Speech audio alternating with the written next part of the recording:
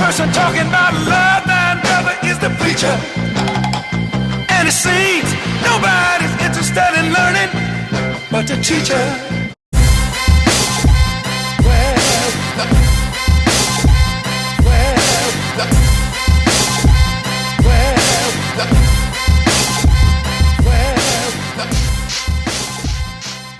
Hey Talk Talkers, here we are now, back in the studio, getting ready. We got Dan and Tasha here with us this week. Are you sure? Yeah, I'm sure, jerks. So first of all, we want to get started. We're going to do just like normal here. We got any upcoming events that we need to speak about real quick? Yeah, we got a whole bunch of upcoming events. What we got?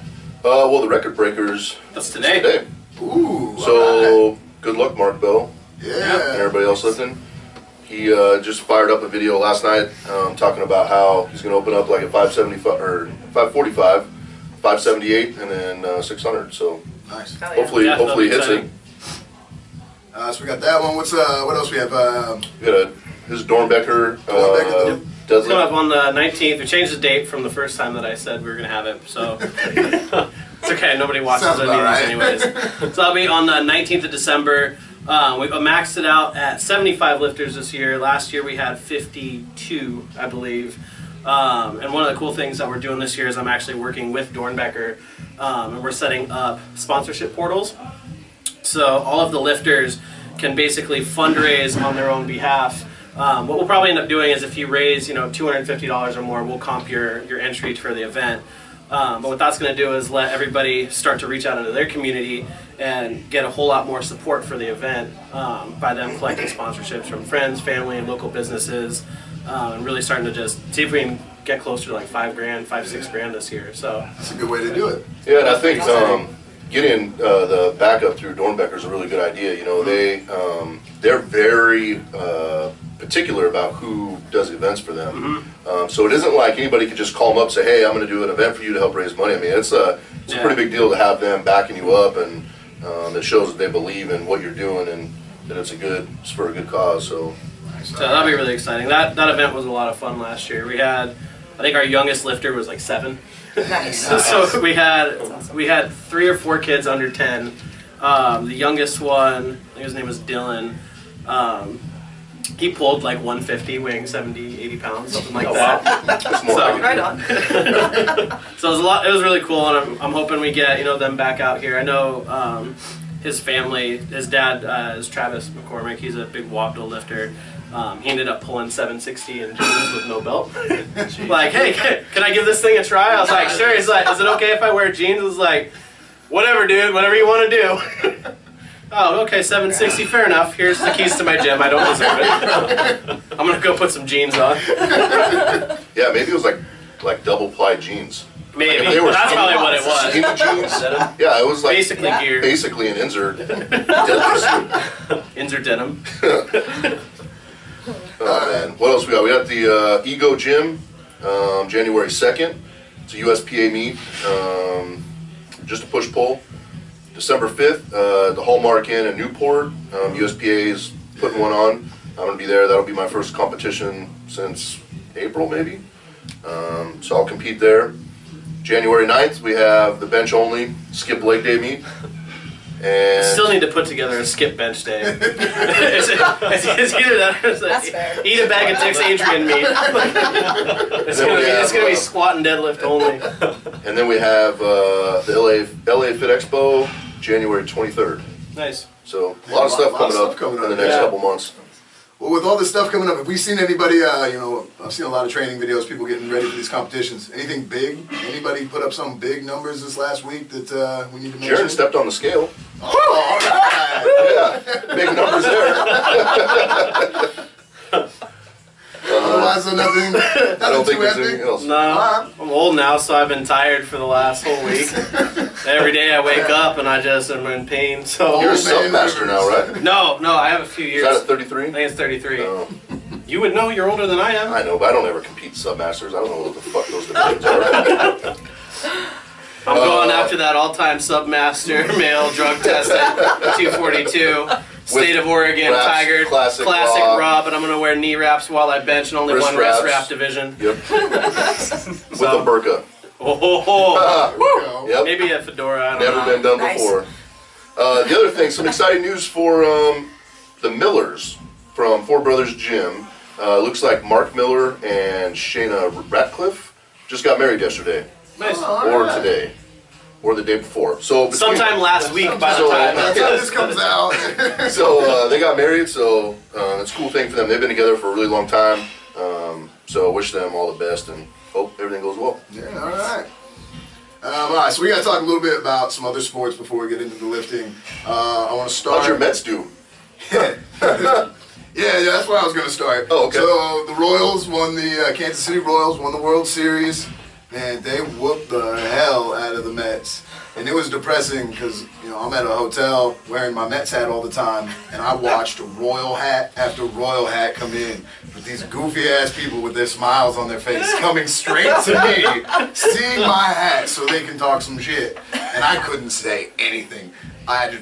Have a good second. It was a good series, and there's always next year. We did good, we played good, we're not giving it 110%. That's all you can really do, and then you got both teams just really brought it, and they brought their A game, we brought our A game, and it's the last man standing, that's how it goes. The best ones are though, we do get those people that will wear the hat but know nothing about what happened. They just know that they won. Right. So I'm sitting there like, yeah man, the pitcher in the game 3, he really, and they're looking at me just blank face.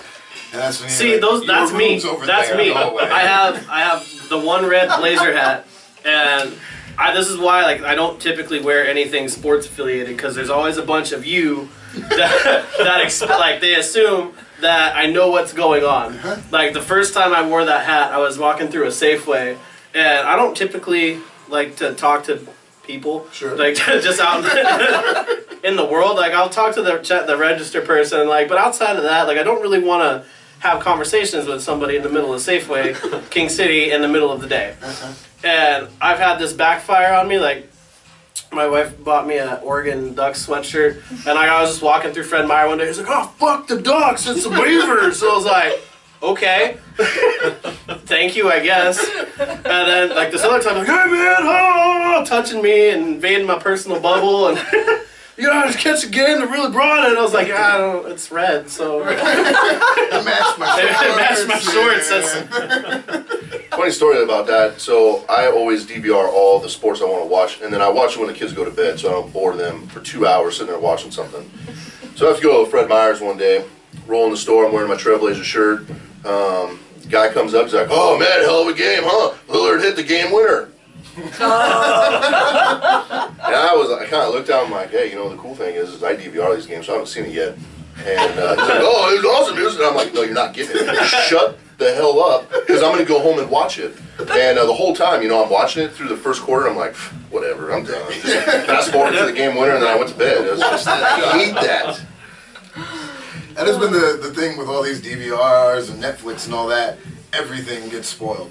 If you don't watch it right when it happens, someone's going to put it on Facebook or you can't look at else, Facebook. And for all you Walking Dead fans, Glenn dies apparently. I haven't watched this goddamn season, so I didn't see it happen, but Facebook blew up and apparently Glenn is dead. Like, oh great, there's no point in watching it now. You know what I appreciate about you is when all the sports things are not going on, you're not posting ambiguous half sentences on Facebook. Come on! I was like, he gets it. I was like, what? And I know because it's the same few people, and it's they'll have 16 posts inside of an hour. Wow. Ref blew that call. It's like, what fucking game are you watching? So stupid. So, since we did talk about the Blazers for just a second, I do want to dive in with the way that they're playing right now. We are in Portland, 4-2, just destroyed the Memphis Grizzlies. Shaq made a pretty cool comment to Plumlee. Said he's the doughboy because he's on the rise. He meant he's doing well, and he sees a very big upside to having him. And I think getting a guy like Shaq to give you a compliment like that is a really big deal, especially a guy like Plumlee, who this is probably his only chance to make something happen in the NBA, other than just being a rotation guy lost on somebody's bench. Yeah. So I think that's a huge compliment. That's big, especially for a guy like Shaq who will talk smack about people way more often than he will actually. He's way harder on centers. Oh man, he's brutal too. Yeah. I mean, he calls Dwight Howard soft, and Yeah. all this other stuff. So to have him talk about Plumlee like that, that's pretty big.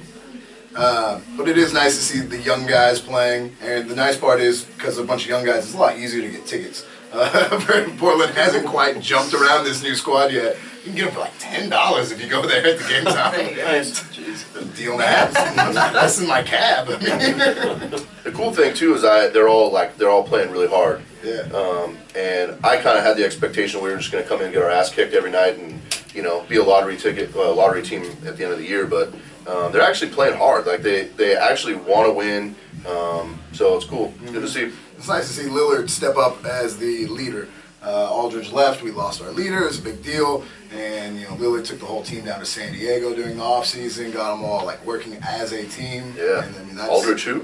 Yeah, right. Who's been embarrassed twice so far. He got dunked on by Kristaps Porzingis, the European dude from New York, and then Beal for Washington juked him and made the game winner and made him look like a fool. Yeah. He never looked like a fool in Portland. He's been in San Antonio for 2 weeks, and twice he's looked like an idiot. So On top of that, he's had a couple of games where 10, 14 points, and that's it. Mm-hmm. Never happened in Portland. He's 20 and 10 guy, but whatever. That's what you get for leaving Portland. Yeah.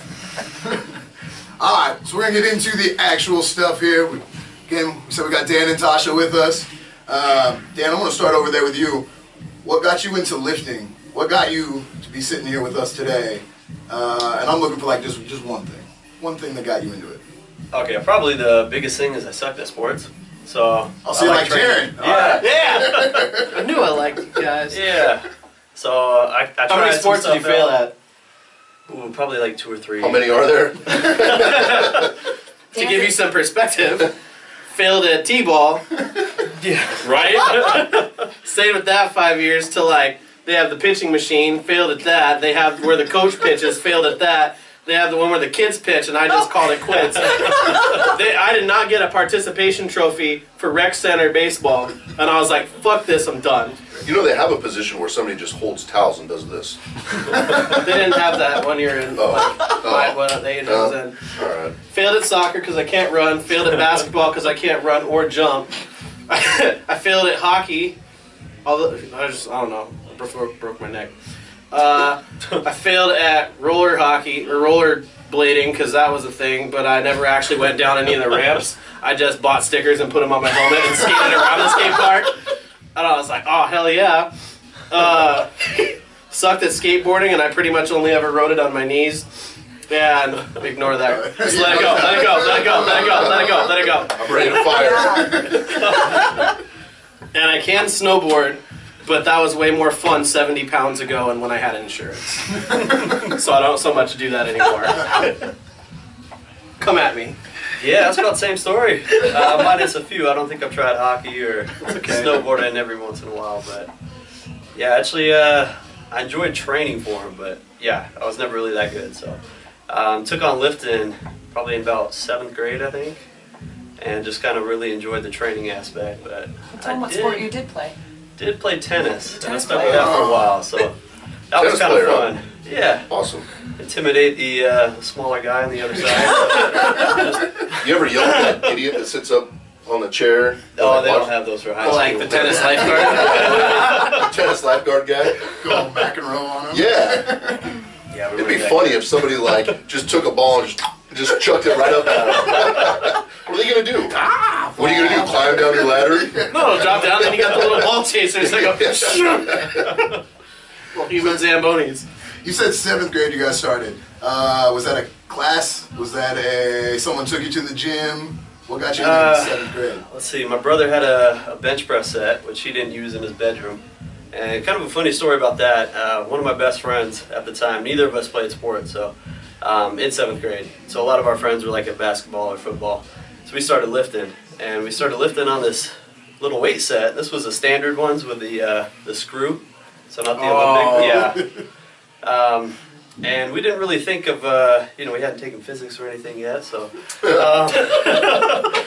I'm He was 35 and I still haven't taken physics. Okay, fair enough. But he had unscrewed one side, taken all the weights off, and then we learned that whole idea that weight balance. So that put a big hole in the floor, which is still in my parents' house. Just like an inch diameter that goes straight down into the garage. But And that was when you knew. Lifting. This is for me. I finally found what I'm good at. I haven't done that again, thankfully, but. All right, Tasha, I'm gonna throw the same question at you. What's the one thing that got you going? Well, unlike Dan, I was kind of athletic. More so, though. I was this tiny little scrawny, scrappy little girl. I built my first bench press when I was about 9 years old with a broomstick. Built and, it? Yeah, broomstick and stack of books. Didn't work out very well because, again, I didn't realize balance, so uneven You books. got like 2 big books and a dictionary. Yeah, pretty much, and they kept falling off, but, I tried it. I was a cute little girl, whatever. I was a runner, sprinter. I did boxing and a hip-hop dancer.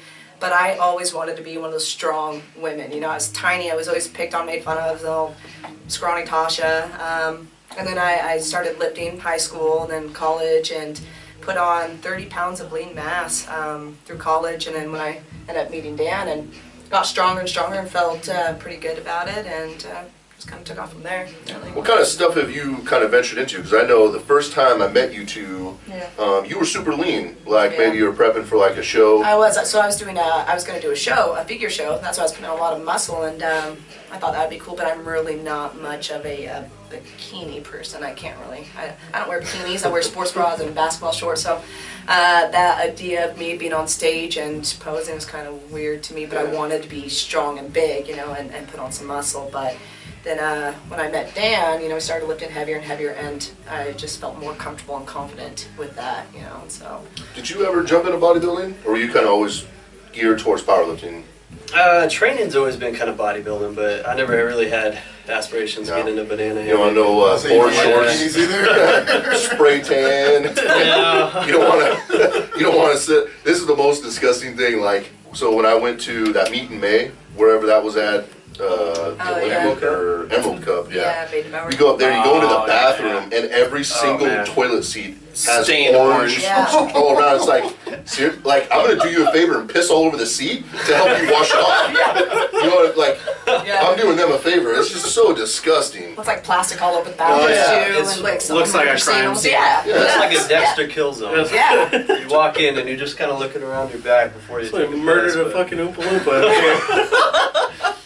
Yeah, it's not Yeah. good. Yeah. So, Tasha, why don't you run us through how Dan ran up on you?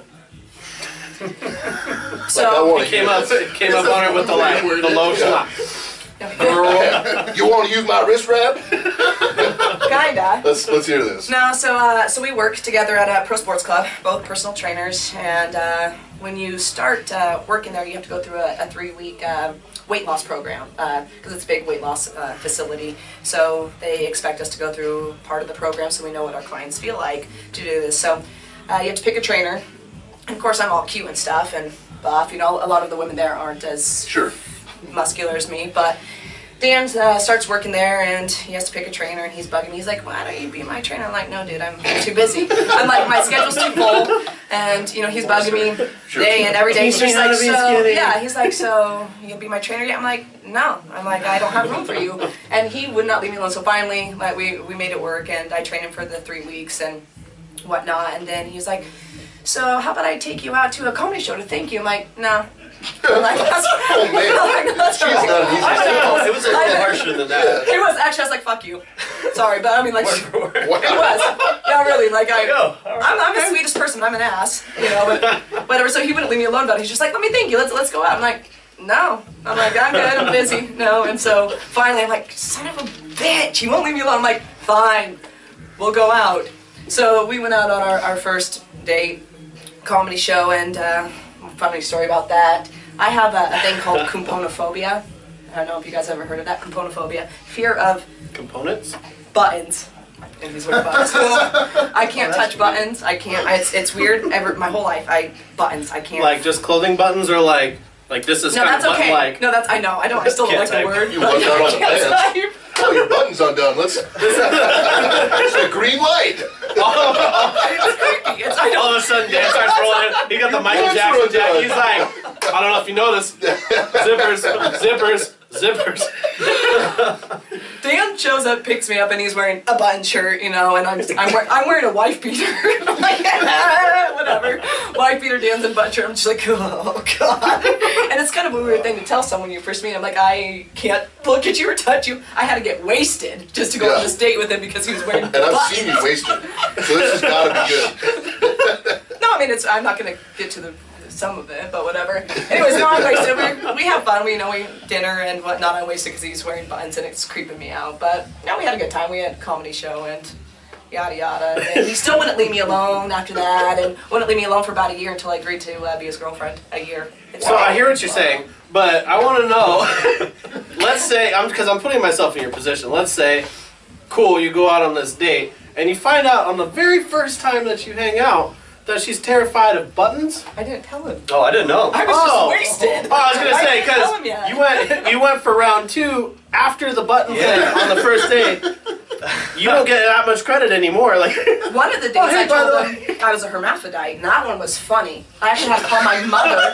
I had to call my mother and put it on speakerphone, or it was my sister, one of them. Messed up. Did he fall for it? Oh fuck yeah, he was so scared. He was like, you should have seen his demeanor. He was just like. So is it an And Indy or an Audi? I tried to tell him, like, oh, but don't worry, they removed it. I'm like, it's just a scar now. And he's just like, this poor guy, right? I'm just dying. I'm just like, it's okay though. I'm like, you still like me, right? Poor Dan is just like, here I am afraid of buttons, and now I'm a hermaphrodite. And then I'm like, I'm just kidding. He's like, no, you're not. Now you're just telling me you're kidding because I'm freaked out. I'm like, Biggest bullshitter. yeah, I'm a bullshitter. So I call my sister up. I'm like, and my sister never lies. She's one of those people that she will not lie for me, whatever. So I'm like, I'll call my sister. She'll tell you the truth. Call her, put her on speakerphone. I'm like, Bridget, will you please tell Dan that I'm not a hermaphrodite? And she's like, I won't say yes and I won't say no. I'm like, no! First time she actually says that. She won't actually tell the truth, So he's freaked out, and I think I called my mom and made her tell him the truth. So that's, yay, Dan! He's still stuck around. Yeah. oh my god, your story's beautiful. I know, isn't it? What's funny is, like, I know the first time I'd hear no, I'd be like, oh, life's over, I'm done. I'm out. You stuck with it, and it worked out. Well, he's like, let me check. Yeah. Flashlight. Yeah. I can work with that. Oh no, we're good. Yeah. And so you guys went on a trip to Africa, We did. Yeah. and We did. why don't you guys tell the little story about hiking up a long hill? I'll let Dan tell that one.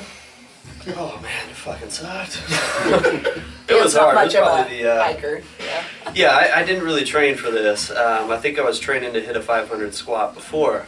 I didn't hit it before, but yeah, I was training for Mount Kilimanjaro that we hiked. So the main thing that got me up there is I had this ring, and I was planning to propose at the top. So that really. Oh man, I'm I gonna go out on a limb. oh my I'm gonna go out on a God. limb. You can propose in the parking lot before you walk up. Yeah. Because that's what I You would have can done. I would propose have rolled up with and like, a view of Mount Kilimanjaro. yeah, nah, I'm not walking up there. I'll do it right here. Trust me, I thought. I already took you to Africa. Oh yeah, we made it through Amsterdam. She didn't see it. Then Africa, basically, she didn't see it the whole time. So. Are you afraid of ever losing it? Oh heck yeah, yeah. Or her going through my pack to grab something and seeing it. So. I think that for me, like losing it was Yeah. the biggest thing. Like, Yeah. 'cause I did mine in Seattle, but just like even on the drive up, it was like, maybe it fell out in the drive. Like, Right. so, okay, it's there, we're good. And I ended up back when I proposed. I had the ring in. I kept it like on my body for a month and a half. Shayna's sneaky as fuck. So I was like, I can't leave this home. She's gonna find it. Like I know she's gonna sift through my shit looking for rings.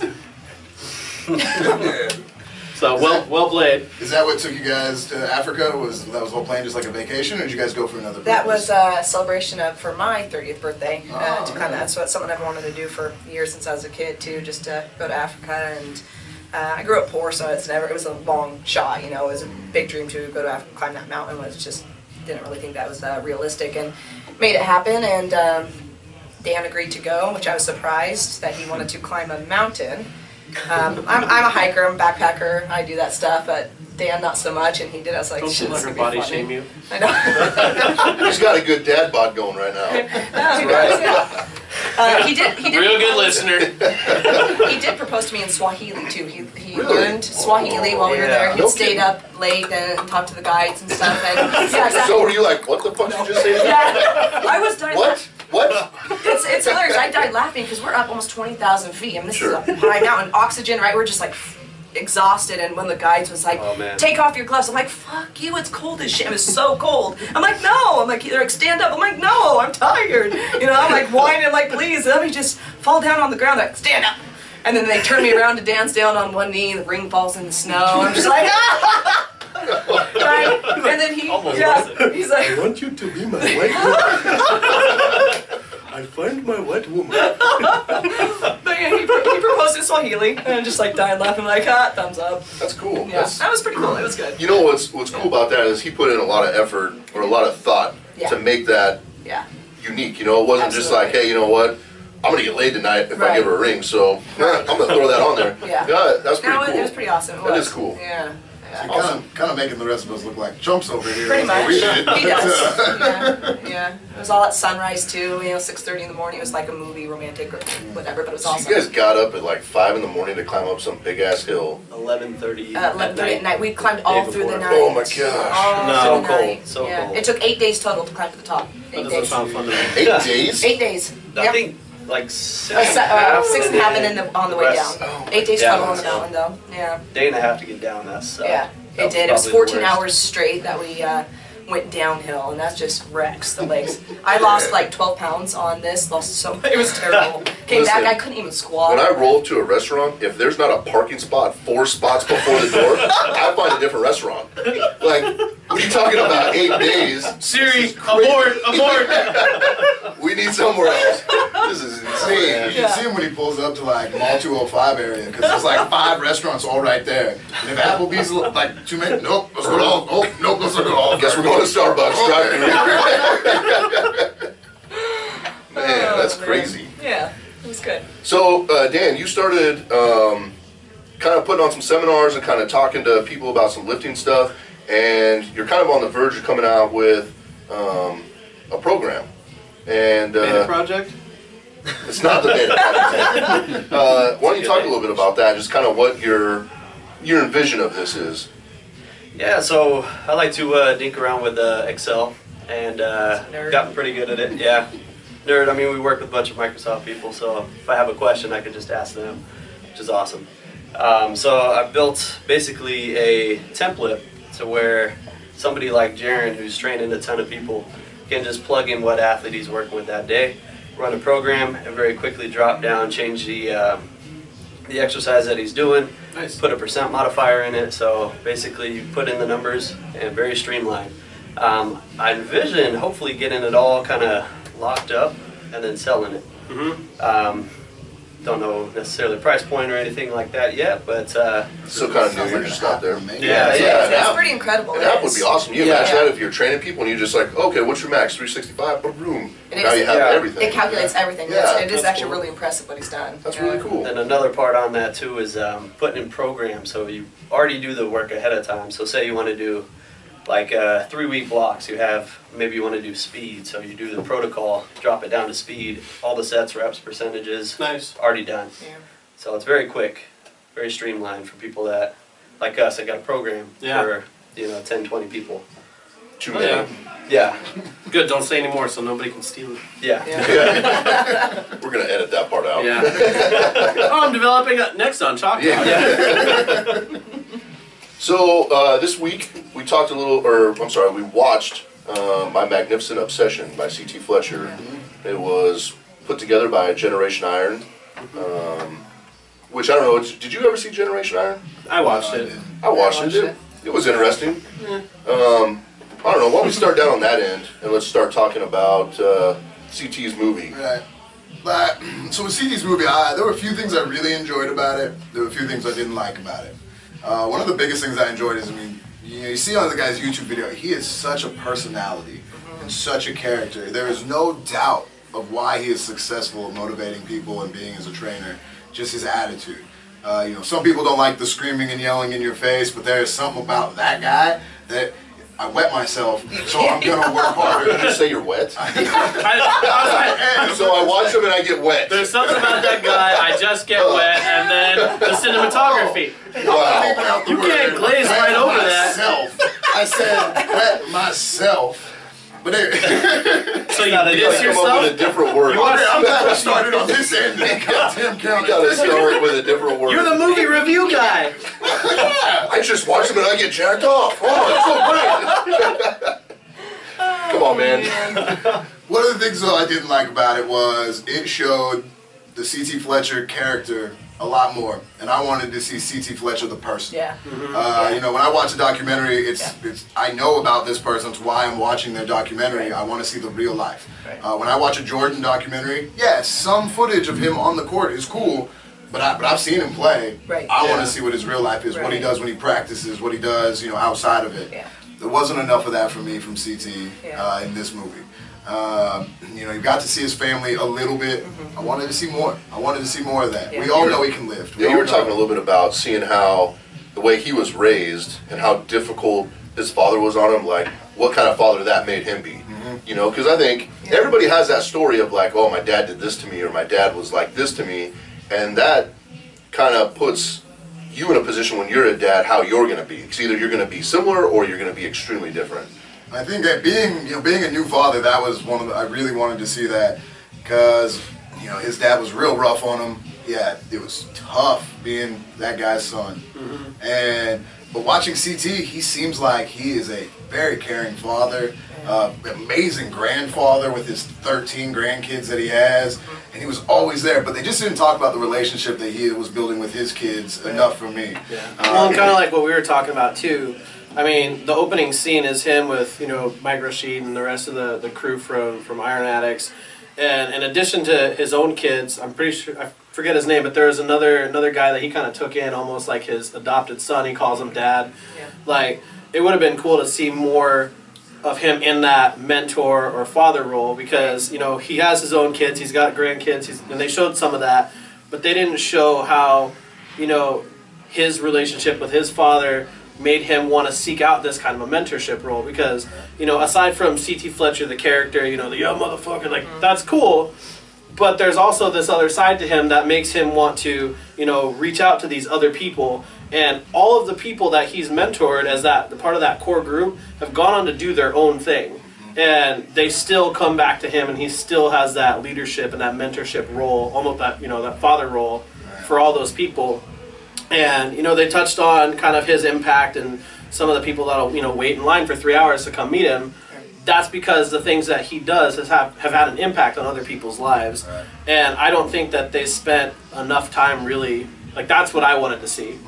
I want to see the contrast between the guy who screams and swears all the time and what actually drives him to do that, and how, you know, his past, which is a big part of his story, how is that affecting the other parts of his life?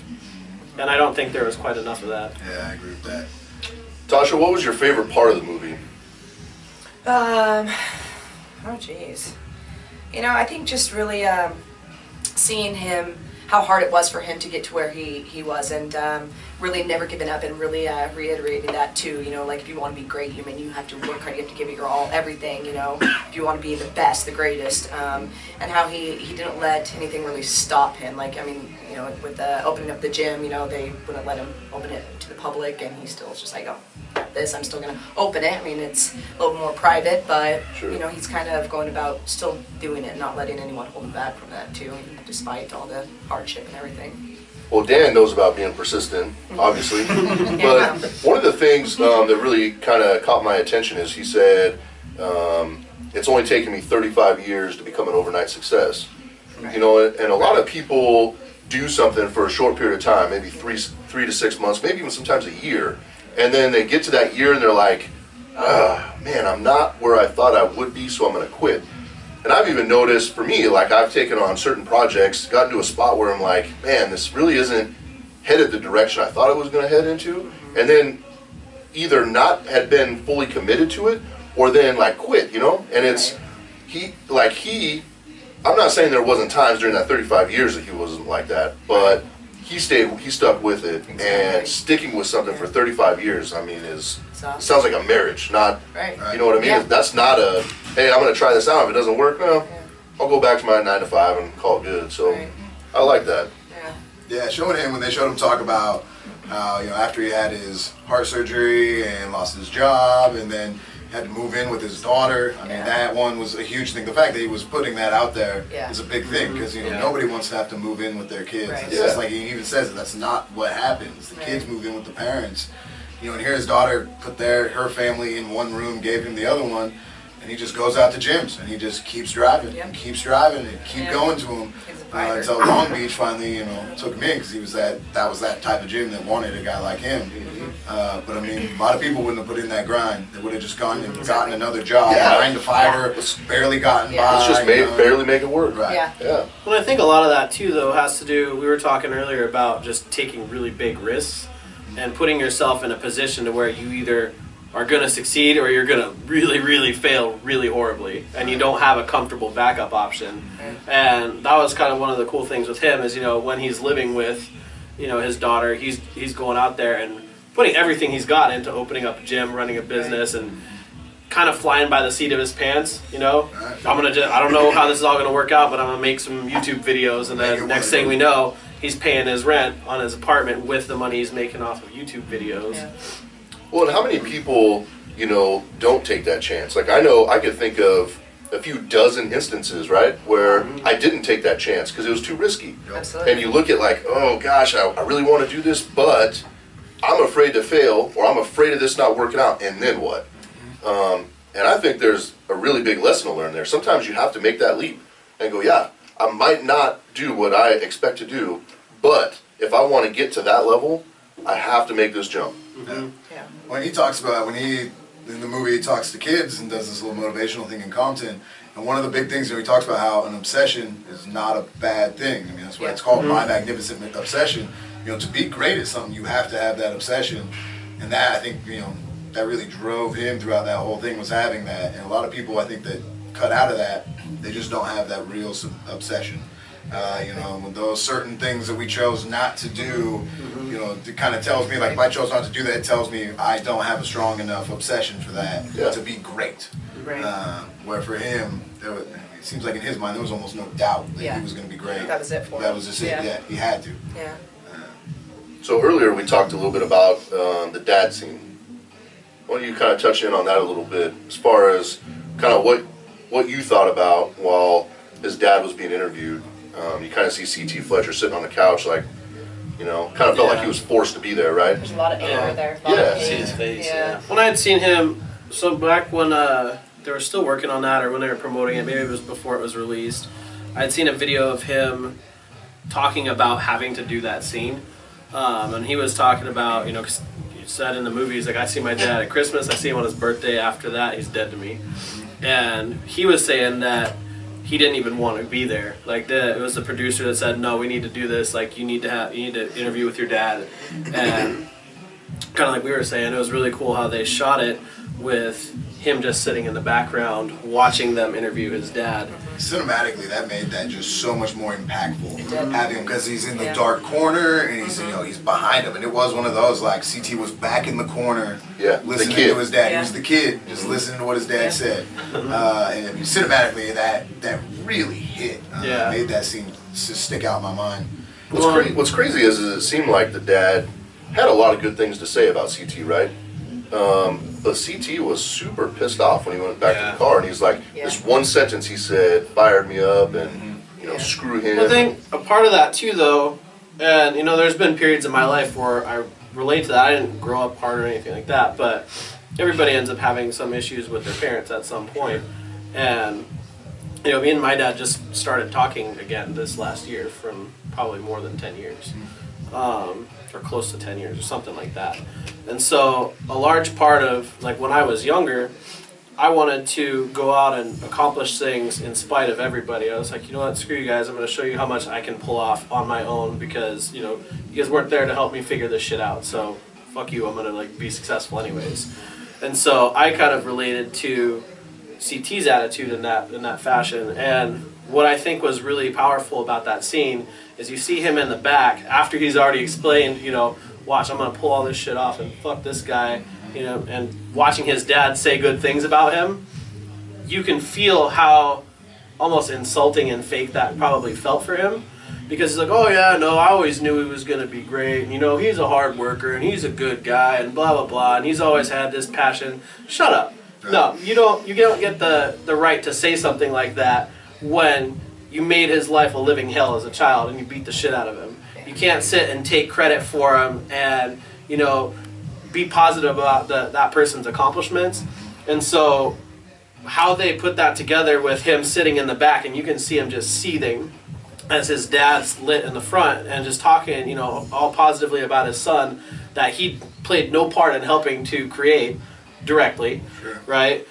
I think that's why he got so fired up and came outside. He's like, you know, fuck this guy, I'm out of here. Yeah, I'll agree. I felt that what Dad was saying was very fake throughout it, you know. And it's one of those where, hey, your kid's got a documentary coming out. They're gonna film you. He doesn't want to look like an idiot. He doesn't. He probably had no idea that he was gonna be one of the main focuses of this movie coming out. Right. You know, the relationship. So he's just trying to look good for himself. That was kind of what I felt on when he's like, yeah, you know, everybody loves him, and it's like, all right, like, yeah, you're just playing onto that role. You don't really know anything about him. He didn't know about his life. He just knew people knew who he was. People liked him. These guys are sticking a camera in my face, so I'm going to talk good about him. So that was interesting. That was probably the most real scene of the whole movie. And I feel like there's so much more potential for what they could have done with the story. Just based on that one scene, like what they were able to pull out there. There's a lot more. And I think, because he was in jail for a bit too, like they could have gone into... Was that all juvenile stuff? I think so. Yeah. But it would have been interesting to see, you know, that same kind of thing with his children too. Right.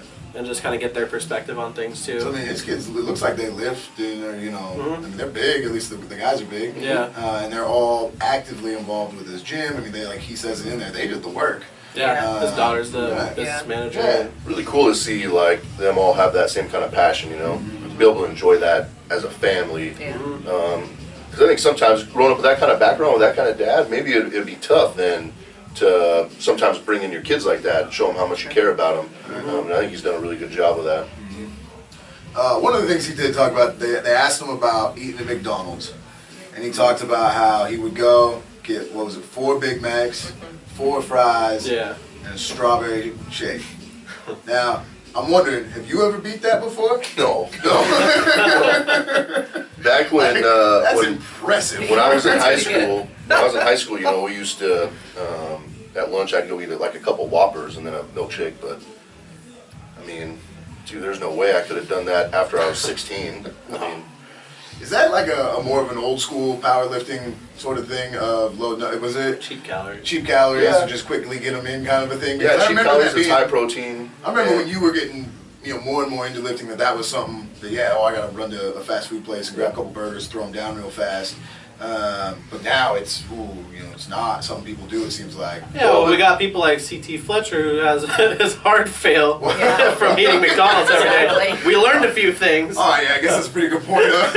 Yeah, but also that stereotypical you gotta be big to be a big power lifter has gone away, right? Sure. We've shown that you can be leaner and still be really strong. It doesn't necessarily mean you have to be 330 pounds to bench 600.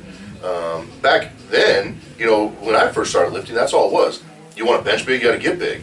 And not very many people we lifted with were lean, had abs. I mean, they were all big pot bellies, and we ate like shit. As soon as we got done training, we went and had pizza. And you ate till you felt like you were going to throw up. You know, it wasn't like, oh, I'll have a slice and a salad and maybe some water. I mean, we ate, and that was kind of the... Slice and salad. Izzy's used to hate us. Like, we'd come in there, and he'd have him, some of his buddies, and you could just see it in their face. Like, start making more pizzas, let's go. So, Dan, what kind of stuck out in your mind from the movie? I really liked when he was training that IFBB pro, and he was talking about how he would give his clients a refund if they were just complaining or bitching during the session. Like, he'd rather go hungry than to deal with that kind of whining. Like, I thought that was pretty strong. I mean, coming as a trainer, like that's your income. Like, that's kind of crazy to think, but that's awesome. You gotta wonder though, who picks a guy like CT Fletcher to be their trainer and is gonna complain? Exactly. Yeah. I would be afraid to. I know. Yes, sir. Yes. Yeah. One of the other things that they did in the beginning that I really, really liked was the very first line that he said after they got through some of the home videos was, my heart no longer beats, it ticks. And he kind of went into some of the surgery stuff. I wish right then they would have dived into it more, because they kind of drift away from that again. They come back to it later, Yeah. but just seeing him in it with that big beard, bald head, intimidating eyes, talking about how his heart doesn't beat, I'm like wondering at first, where's he going to go with this? Right. And then he goes into the tick, and then how he has to deal with that for the rest of his life now. That just really started it out well. Got me quickly like, whew, okay, this is where we're going to go with this. Yeah. Yeah. I like it. I think maybe we could just rate it. Everybody go through and just kind of maybe give it an idea of what they would rate it. I think if I had to pick a grade for the video, I think I'd give it a B+. I think, just like you said, a couple of things they could have done differently. I think touching on the dad would have been good, or maybe how he is a dad now. But I think overall, I think they did a really good job of opening it up, of kind of really talking about how much work it takes to be that person. You know, not a lot of people can do that. I mean, if you really sit down and think about who could be successful running a gym and, you know, putting out content on a regular basis, I mean, how many people really are there? Not very many, and he's done it very well. I'd probably give it about, I'll go with a star, 4 stars. I think one thing that I wanted to see a bit more out of it is, okay, A-. More about his struggle, Reading in like, thumbs now. Yeah. Just so you know. kind of a 3/4 thumb. More about his struggles though, like knowing that he's been to prison, like I kind of wish that they would have talked a bit more about that. They kind of jumped from the old school CT Fletcher, where they showed his kind of very polite, like, I'm the bad man, and then his new school where he's just, you know, fuck this, it's still your set. Like, what happened in between that? Like, I kind of want to know that midway point where he went to prison, and more of his struggles, a bit more about his past to present. I'm gonna give it on a 180 degree of a thumb up and a thumb down, like kind of around here, like not quite a kill shot thumb, but like in between a kill shot and a thumb up, so like about here.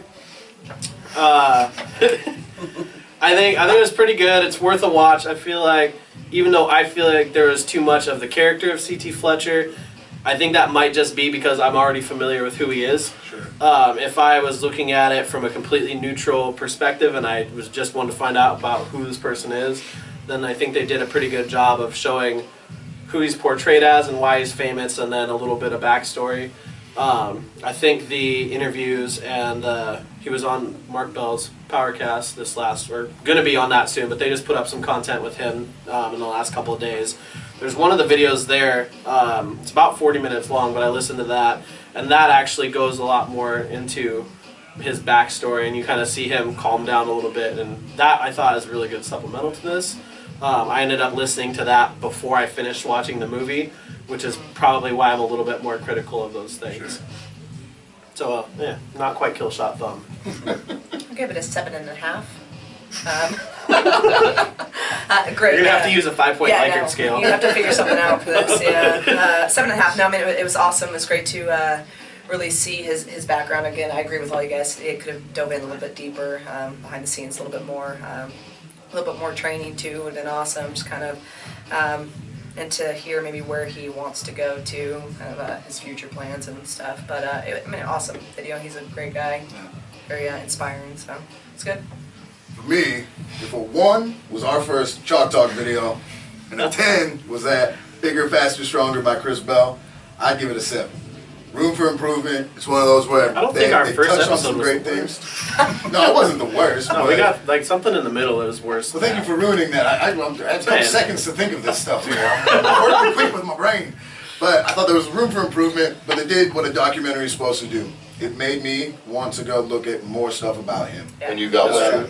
And you got wet. They did what I wanted it to do, which was Bonus. I just Nice wanted to help. get wet. That's what every good documentary does, right? Oh man. Oh my god, this is so horrible. We can talk about it. This is a fun episode. One more time, let's go through real quick. Upcoming events that we have. We have the Dornbecker deadlift only. Yep, deadlift only, December 19th. Which doesn't Here. make sense at all. Let's do lunges. And then we have, you're going to have that Hallmark, that's January 9th. December 5th. December 5th. I wasn't even close on that Nope. one. Nope. Sure glad you were listening. Right. Which one's January 9th? That's the skip That would be leg the day. skip leg day bench only See, I knew it competition. was one of them, though, so that's not bad. Yeah. Dan and Tasha, you guys have anything coming up that you guys are going to be at? Dan is competing on December 5th as well in Aberdeen. USPA. Alright. And then we'll do the push-pull up at Ego. And then I'm just really training for the Arnold. I'm competing there, so March. And that's my bigger one. Yeah. Nice. And Dan, where can people find you at? You have Instagram, Twitter, any of those good things? We'll probably just go with Facebook. I don't really know how to use that Instagram. You're this master app Excel sheet I button. developed a whole Yeah, I don't know about the Instagrams. Instagram. I'm not on You hologram. can find me at dickpics.com. I'm right here. Don't know why I need to be on hologram. Jeez. We'll go with Tank. Facebook.com/ideal strength. As well as I think I'm Dan Stevenson 73, I want to say. I don't know, 73rd one to get a Facebook, I guess, but You know the numbers. Type in Dan Stevenson. Yeah. And the picture looks like this guy. 73. yeah, me. You can reach me at AOL.com. So what about you? Facebook, same. Tashayla, Wolf Whalen, also Ideal Strength. I also am on a fetish website, but I'm not going to give that out. You might find me somewhere. No.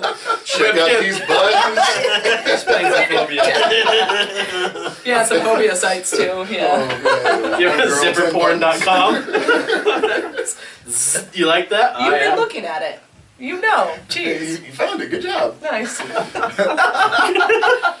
Adrian, where can people find you at? LarsonPress.com and Facebook, the Alpha Project, Instagram, Twitter, all the Alpha Projects. Really doesn't matter. I mean, if you can't find me, I don't really want you to find me. So. Guess it's pretty simple. If you plug in Adrian Larson, you can't find me, then you're pretty stupid. You suck at the internet. Send a smoke signal, and I'll tell you how to get there. Jaren, what about you, Spelling Bee Master? At JeronKerridge. Skip the at if you're on Facebook. You can also find me on YouTube, SavageGym.com, or online at www.savagegym.com. And you guys can find me Facebook, Josh Larson, Twitter, at JLarson2498. Same thing for Instagram. Make sure you guys check out the YouTube page, the Chalk Talk YouTube page, because you will see Adrian's got some videos that go up. Jaren's got his videos. I got my videos that are going up. Putting stuff out all throughout the week. Pay attention to those. Go to chalktalk.tv. Was that chalktalk.tv? Chalktalk.tv. Okay. Since we're in the 21st century, we don't have to say www anymore. Make Dub sure you go 3. there. Or that. Please don't ever say that again. WQ. Go there to check out the podcast. Like us. Subscribe to us on iTunes and YouTube. Help us out. The more people that do that, the more we get to do fun stuff like this. It was a great episode. We appreciate you guys coming Yeah, with us. thanks guys. Thank you. That's awesome. Adrian, you want to... Suck it. There it is.